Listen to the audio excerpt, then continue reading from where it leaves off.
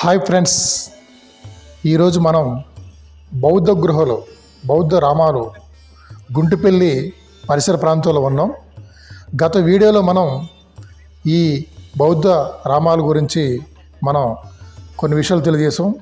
అయితే ఇప్పుడు ఇక్కడ ఉన్న పరిసరాలని కేంద్ర రాష్ట్ర ప్రభుత్వాలు పరిరక్షణలో ఉన్నాయి. వీటి పరిరక్షించడానికి అధికారులు లేదా పర్యాటక శాఖ వారు ఈ ప్రదేశాన్ని పట్టించుకోవట్లేదు. కొన్ని వందల సంవత్సరాల నుంచి ఇక్కడ బౌద్ధ రామాలలో ఇక్కడ దాదాపు ఒక 60 వరకు ఇక్కడ బౌద్ధ భిక్షులు వారు ఇక్కడ నివసించి వారు ప్రపంచంలోని కాక భారతదేశంలోని ఏ విధంగా బౌద్ధ రామాలు అంటే బౌద్ధుడి గురించి తపస్సు లేతే జ్ఞానాలు అనేక కార్యక్రమాలు చేసుకుంటూ ఈ జంగారెడ్డిగూడెం పరిసర ప్రాంతమైన కామరకోట దగ్గర బౌద్ధ గృహలు గుంటుపల్లి గృహలు అంటారు. ఇది చాలా ప్రసిద్ధిగాంచింది. అయితే కేంద్ర ప్రభుత్వం ఆధీనంలో ఉన్న ఈ పర్యాటక ప్రదేశాన్ని ఇక్కడి కొన్ని వందల సంవత్సరాల నుంచి పర్యాటకులు వచ్చి వెళ్తున్నారు. కానీ ఇక్కడ పరిరక్షణ కరువైందని మనకి ఈ ప్రదేశంలో చూస్తూ ఉంటే మనకు అర్థమవుతుంది. ఎందుకంటే వాళ్ళు కొన్ని వందల సంవత్సరాల నుంచి ఇక్కడ ఏర్పాటు చేసుకొని నివసించి మనం ధర్మం చరణం గచ్చామి అని అంటే ప్రపంచం అంతా మంచిగా ఉండాలి, ప్రకృతి లేదా పర్యావరణం మనుషులు అందరూ మంచిగా జీవించాలి, ఎవరికి హాని చేయకూడదని బౌద్ధంలోని బుద్ధుడు చెప్పిన అనేక కథలు మనం చిన్నప్పుడు విన్నాము, పాఠ్యాంశాలు చూసాము. ఇప్పుడు మీరు చూస్తున్నది గుంటుపల్లి పరిసర ప్రాంతంలోని మనం ఈ గ్రామం అండి. మీరు చూస్తున్నది దానికి ఎంట్రన్స్. ఇక్కడ కవర్ఘాట్ నుంచి ఈ బౌద్ధ రామాలయాలు రావడానికి రోడ్డు కూడా అధ్వానంగా ఉంటుంది. ఇది దాదాపు 1-2 శతాబ్దం నుంచి ఇక్కడ ప్రదేశంలోని బౌద్ధులు ఇక్కడ వారు నివసించారు. వారు ఈ ప్రదేశంలో అన్ని కట్టడాలు కట్టారు. మీరు చూస్తున్నది రాతి గృహాలు గుంటుపల్లి, అమరావతిలో కూడా ఈ బౌద్ధ గృహాలు ఉన్నాయి. అనేక ప్రదేశాలలోని మనం బౌద్ధులకు సంబంధించిన అనేక కట్టడాలు కట్టి వాళ్ళు నివసించి ప్రాచీన కాలంలోని ఆనాటి జరిగిన ముఖ్యాంశాలు వారు నివసించిన ప్రదేశాలు ఇవన్నీ మనకి కళ్ళు కట్టినట్టు ఈ గుంటుపల్లి బౌద్ధ రామాలలో మనకు కనపడుతూ ఉంది. ఇది ఎంట్రన్స్ నుండి కొత్తగా బిల్డింగ్లు కడుతున్నారు. అయితే మనం చెప్పేది ఏంటంటే ఈ కేంద్ర రాష్ట్ర ప్రభుత్వాలు ఈ బౌద్ధ గృహాలని నిర్లక్ష్యం చేశారు. అంటే పరిరక్షణ కరువైంది. ఇక్కడ ఈ ఎంట్రన్స్లోని ఒక టికెట్ తీసుకొని లోనికి వెళ్తాం. పైన ఒక సెక్యూరిటీ వరకే ఉంటారు. మీరు చూసినది అది ఎంట్రన్స్లోని ఆన్లైన్ టికెట్ తీసుకొని మనం పైకి వెళ్ళాలి. దాదాపుగా ఇది నెట్టు నీరుగా ఒక 60 డిగ్రీల్లో ఈ గుట్ట ఉంటుంది. గుట్ట పొడుగుతా ఈ బౌద్ధులు నివసించిన ప్రదేశాలు వాళ్ళు ఆ రోజులో చేసిన ఆ కార్యక్రమాలన్నీ దీంట్లో మనకు కనపడతాయి. చుట్టూ దట్టమైన అడవి. ఈ అడవిలో మనం వర్షాకాలం కానీ చలికాలం కానీ ఎండాకాలం కానీ మనం వెళ్ళటానికి కొంత మెట్లు పెట్టారు, కానీ అవి నాచుపట్టి ఉన్నాయి. మినిమం ఒక వయసు 30 సంవత్సరాల వయసు వాళ్ళ వరకే సాహసం చేసి వెళ్తారు. మిగతా 50 సంవత్సరాలు పైబడిన వారు లేదా చిన్నపిల్లలు ఈ మెట్లు మార్గం పైకెక్కాలంటే చాలా ఇబ్బంది పడుతూ ఉంటారు. ఎందుకంటే ఇక్కడ రోపు లేదు. ఈ ప్రదేశాలు చూడాలంటే నాచుపట్టి, ఏ ప్రదేశం చూసినా నాచుపట్టి ఆ వర్షం వచ్చినా అక్కడ ఆ గృహంలోని గుట్టలలోంచి నీళ్ళు వస్తూ ఉంటాయి. మీరు చూస్తూ ఉండండి, నాచుపట్టేసి ఉంది ప్రదేశం అంతా. ఏదో అప్పుడు ప్రభుత్వాలు మారుతున్నాయి కానీ ఈ బౌద్ధ రామాలని పరిరక్షించే అధికారులు రాజకీయ నాయకులు కరువయ్యారని మనం చెప్పొచ్చు. దాంతోపాటుగా పర్యాటక శాఖ అధికారులు కూడా నిర్లక్ష్యం వహిస్తున్నారు. ఏదో నామమాత్రక అవకాశాలు దాన్ని కట్టి వదిలేశారు. రాతి గృహాలు కొన్ని వేల సంవత్సరాల నుంచి, వందల సంవత్సరాల నుంచి ఇక్కడ ఉంటున్నాయి. వీటిని పరిరక్షించడానికి చూడండి, నాచు పట్టేసి ఏ విధంగా ఉందో, మనం నీళ్ళు వస్తూ ఉన్నాయి. ఈ గృహలు చూడటానికి వాళ్ళు ఏ విధంగా నివసించారు, ఏ విధంగా ఉన్నారనేది మనకి చూస్తే అర్థమవుతుంది. కానీ ఇక్కడ గబ్బిలాల ఆవాస కేంద్రాలుగా మారి తప్పనిచ్చి పర్యాటకులు వచ్చి సందర్శించి ఇక్కడి వారు చేసిన లేదా వాళ్ళు నివసించిన ప్రదేశంలోని మనం అప్పటి సౌకర్యం లేకపోయినా కూడా వాళ్ళు ఏ విధంగా సౌకర్యాలు కల్పించుకొని గృహాలలో నివసించారంటానికి మనకి ఈ గుట్టల్ని తొలిసి వాళ్ళు నివసించారు. ఈ ప్రదేశం అంతా గబ్బిలీల వాసనతో, గబ్బిలీల ఆవాసాలుగా ఉన్నాయి. మన లోనికి వెళ్ళడానికి కూడా చాలా ఇబ్బందిగా ఉంది. ఎందుకంటే ఓన్లీ ఈ గుట్టలు తొలిసి ఉన్నారు ఇక్కడ ప్రదేశం చెప్పడం వరకే తప్పనిచ్చి పర్యాటక శాఖ లేదా సంబంధిత అధికారులు దీని పరిరక్షణ కరువైందని చెప్పడానికి ఎటువంటి సందేహం లేదు. నాచు పట్టేసి నీళ్లు వచ్చి మెట్లు ఎక్కడానికి మెట్ల మీద నాచు పట్టేసి ఉంది.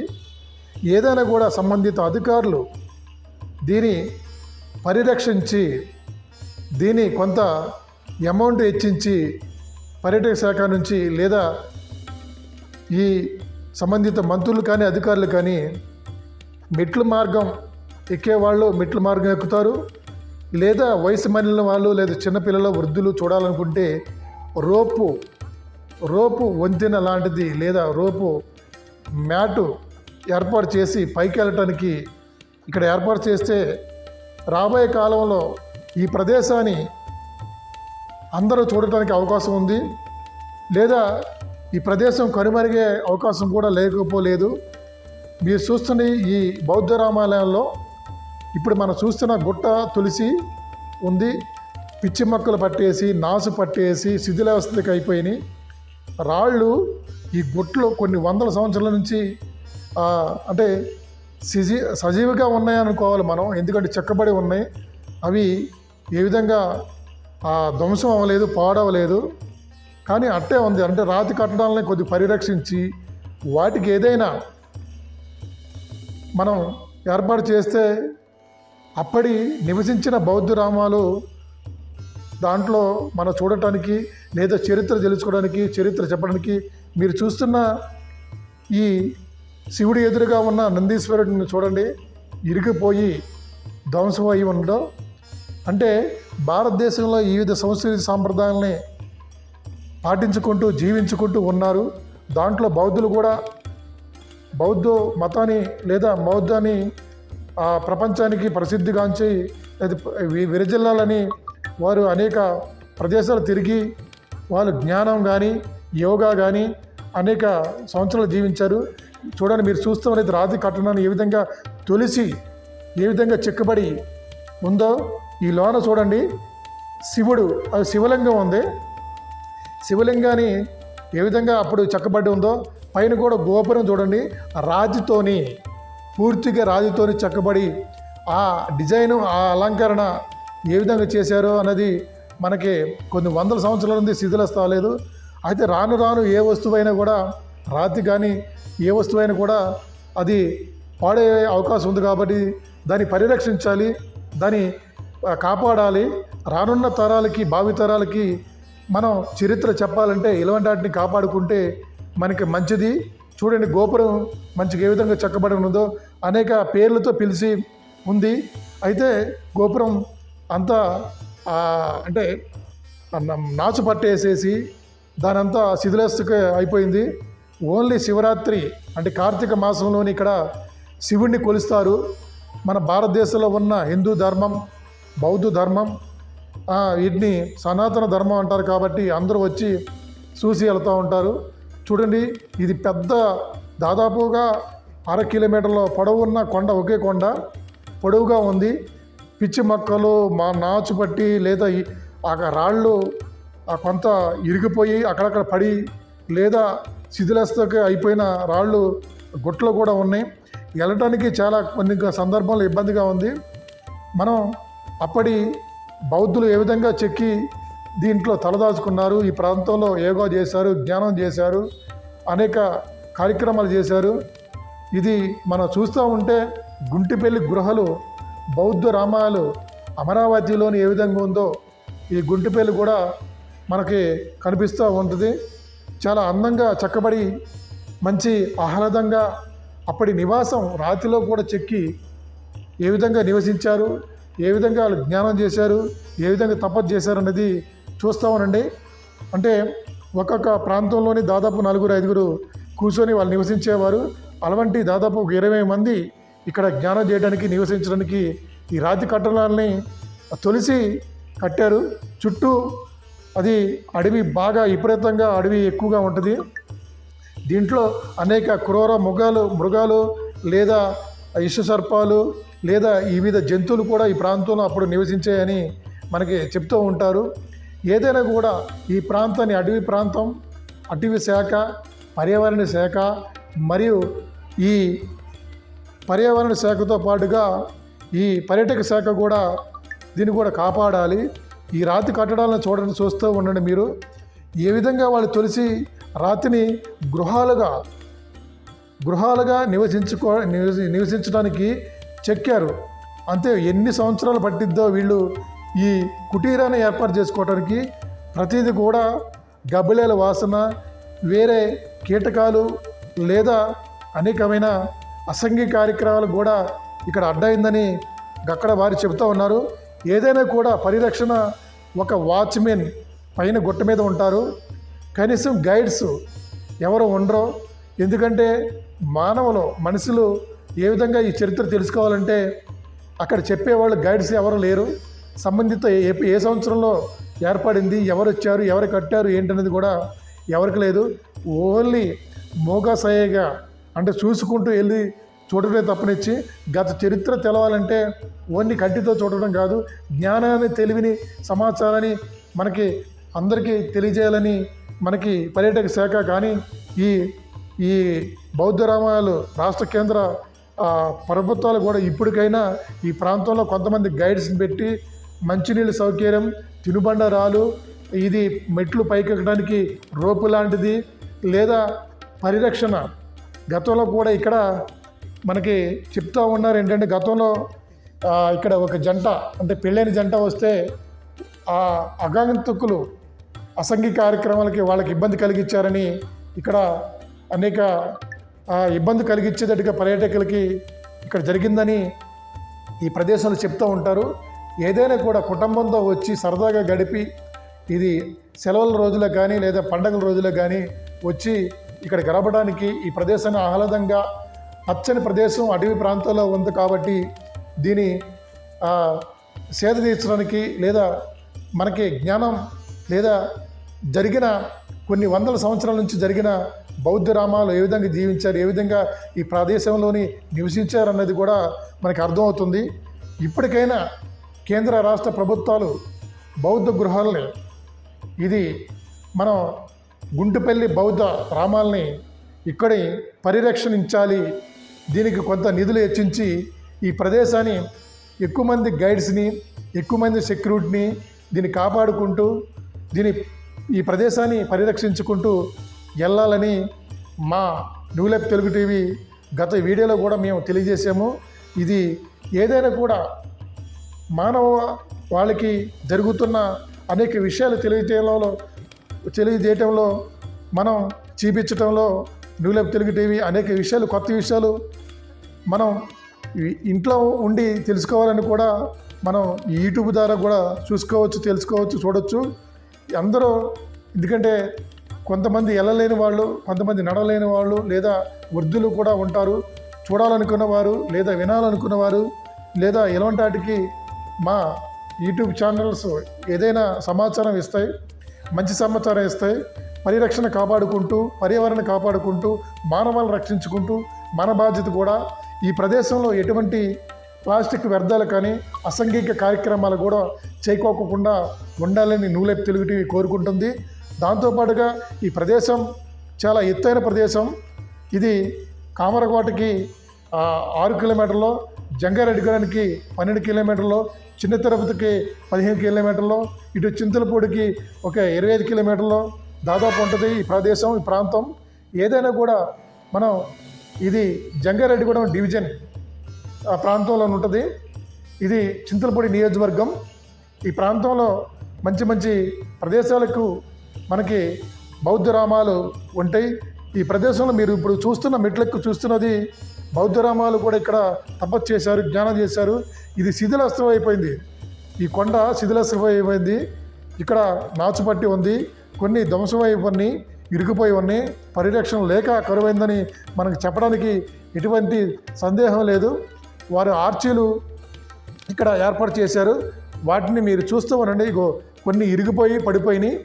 ఏదైనా కూడా దీన్ని పరిరక్షించడానికి కొంత సెక్యూరిటీ ఉండాలి. లేదా ఏదైనా రాళ్ళు కూడా మన దగ్గరికి వెళ్ళి చూసేటప్పుడు చాలా జాగ్రత్త వహించాలి. ఏదైనా రాళ్ళు కాబట్టి ప్రమాదం జరిగే అవకాశం ఉంది. కాబట్టి వాటిని మనం తాకకుండా వాటిని జాగ్రత్తగా చూసుకుంటా ఈ ప్రదేశంలో మనం చూడాలి తప్పనిచ్చి ఎటువంటి అనర్థాలకి లేదా ఆ గుట్లో ఏదైతే కొండ ఉందో ఈ గృహల్లోకి వెళ్ళేటప్పుడు చాలా జాగ్రత్త వహించుకుంటూ మనం వెళ్ళాలి. ఎందుకంటే ప్రమాదం పొంచి ఉంటుంది. కాబట్టి మనం ప్రతిదీ కూడా పర్యావరణ కాపాడుకుంటూ పరిసరాలనే చూసుకుంటూ మనం ఏదైనా ఆహ్లాదంగా ఆనందంగా ఉండాలి తప్పనిచ్చి వాటికి ఇబ్బంది కలిగేటట్టుగా లేదా మనం ఇబ్బంది పడేటట్టుగా ఉండకూడదు. ఏదంటే ఇది దట్టమైన అడవి, చాలా దాదాపుగా ఇది 2 కిలోమీటర్ల చుట్టూ ఉంటుంది. ఇది బౌద్ధ రామాలు 60 మంది ఇక్కడ తపస్సు చేసి జ్ఞానం చేసి ఈ ప్రదేశంలో నివసించడానికి మనకి ప్రతిదీ కూడా కనపడుతూ ఉంటుంది, చూడొచ్చు, బాగా ఉంటుంది. కానీ ఇక్కడ పరిరక్షణ పర్యావరణ దాన్ని కాపాడటంలో నిర్లక్ష్యం వహిస్తున్నారు సంబంధిత పర్యావరణ శాఖ మరియు అధికారులు కూడా. రాష్ట్ర కేంద్ర అధికార ప్రభుత్వాలు కూడా ఇప్పటికైనా ఈ ప్రదేశాన్ని పర్యావరణం కాపాడుకుంటూ ప్రజలకు అందుబాటులో తీసుకొచ్చుకుంటూ చూడాలి. మీరు చూస్తున్నది నేపాల్ నుంచి తెచ్చిన పాలరాతి రాయండి. దీంతో అనేక కట్టడాలు కట్టాలనుకున్నారు. కానీ కొన్ని ఇక్కడ పెట్టారు కానీ తప్పనించి దాన్ని కట్టడానికి ఎటువంటి అవకాశాలు లేకపోయినాయి. అంటే రాను రాను శిథిలాస్తం అయిపోయింది. మీరు ఇప్పుడు చూస్తున్నది దీని సమావేశ గదిగా ఏర్పాటు చేశారు. కొన్ని ఇటుకలతో నిర్మించిన క్షేత్ర గృహాలు అంటారు. అనేక కూడా ఈ గృహాలు కూడా మొత్తం దాదాపుగా ఇటుకలతో కట్టి ఉన్నాయి. దీన్ని కాపాడుకుంటూ కొన్ని రాతితో కట్టబడి ఉన్నాయి. మనకు తెలిసిన సమాచారం మటుకు ఈ 60 బౌద్ధ రామాలు కూడా ఇటుకలతో ముందల ఏర్పాటు చేసి కట్టారు. దాని చుట్టూ అది ధ్వంసమవుకోకుండా దానితో రాజుతో కట్టారు. అంటే దాని మీద కూర్చొని జ్ఞానం, తపస్సు, యోగా అనేక కార్యక్రమాలు చేసేవాళ్ళు. 20 బౌద్ధ రామాలు ఉన్నాయి. చూడండి, శిథిలాస్తం అయిపోయినాయి, నాసుపట్టేసి నల్లగా తయారైనవి. కొన్ని అయితే చూడండి పాడైపోయి ఉన్నాయి. అంటే బౌద్ధ రామాలు శిథిలాస్తం అయిపోయినాయి, పాడైపోయినాయి, బీట్లు వచ్చేసినాయి, పగిలిపోయినాయి. ఏ విధంగా మన భావితరాలకి సమాచారం ఇవ్వటానికి మనకి చాలా చూస్తూ ఉంటే ధ్వంసం అయిపోయినాయి. కొన్ని వందల సంవత్సరాలు ఉన్నాయి. కాబట్టి ఇప్పటికైనా సంబంధిత అధికారులు పరిరక్షించాలి. దీన్ని కాపాడుకోకపోతే భావితరాలకి రానున్న కొన్ని సంవత్సరాలకి శిథిలాస్తం అయిపోయి ఇటు మనకి కనపడుకోకుండా ఉంటాయి. ఏదైనా భావితరాలకి జ్ఞానం, సమాచారం లేదా ప్రతిదీ కూడా మనం ఇవ్వాలని మా ప్రయత్నం అంతా కేంద్ర రాష్ట్ర ప్రభుత్వాల దృష్టికి తీసుకెళ్ళాలి. ఇది పరిరక్షణ కరువైందని చెప్పడంలో ఎటువంటి సందేహం లేదు. బౌద్ధ రామాలను ఇప్పటికైనా కాపాడుకుంటూ భావితరాలకి ఈ సమాచారాన్ని లేదా వాళ్ళు నివాసించమన్నది లేదా ఇక్కడ జ్ఞానం చేసిన ప్రతిదీ కూడా చూపించడానికని మేము ఈ సమాచారం తెలియజేస్తున్నాం. చూడండి, బౌద్ధ రామాలు ధ్వంసమైపోయి ఉన్నాయి. వీటిని అది గుంటపాడిపోయి ఉంది. ఎందుకంటే ఆ విధంగా అప్పుడు కూర్చొని జ్ఞానం, తపస్సు చేసేవాళ్ళు. ఇక్కడ గురువులు ఆజ్ఞ ఇస్తూ ఉంటే వారు అది సమాచారాన్ని వాళ్ళు తెలుసుకొని ఈ ప్రదేశంలో కాకు అనేక ప్రదేశాలు, ప్రాంతాలు తిరుగుకుంటూ బౌద్ధ రామాలు అనేక కార్యక్రమాలు చేసేవాళ్ళు. మొక్కుబడి స్తూపాలు అంటారు వీటిని. అంటే వాళ్ళు కూర్చొని ఏదైతే గురువు అది తపస్సులోని లీనమయ్యి ఏ విధంగా వాళ్ళకి హితబోధ చేశారో వాటిని ఇక్కడ కూర్చొని వారు చేసుకుంటూ ప్రతిరోజు కార్యక్రమాలు చేసేవారంట.